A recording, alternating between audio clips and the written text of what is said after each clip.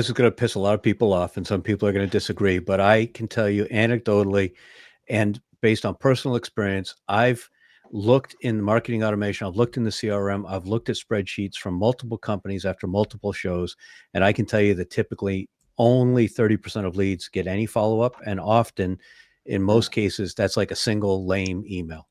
Um, the reality is we need to have an agreed to minimum acceptable standard for follow-up. It Mm. needs to be omni-channel, probably needs to be 12 steps. I believe that we ought to charge salespeople for leads.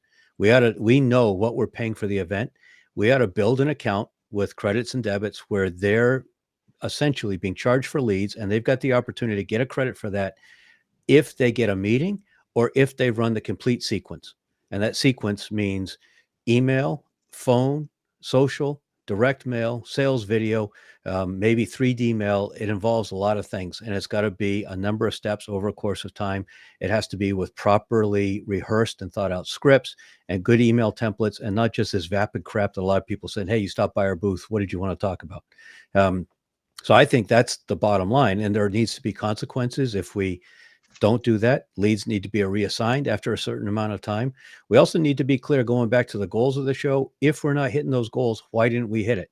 Does that change what we do next time? Do we do this same show again, or do we find a different show, or do we do a hospitality suite and not the booth, or do we scale it way back? Let's have goals. Let's work hard to hit them. And if we don't hit them, then let's make business decisions based on that, not just keep doing the same thing time after time after time if we're not getting business value out of it.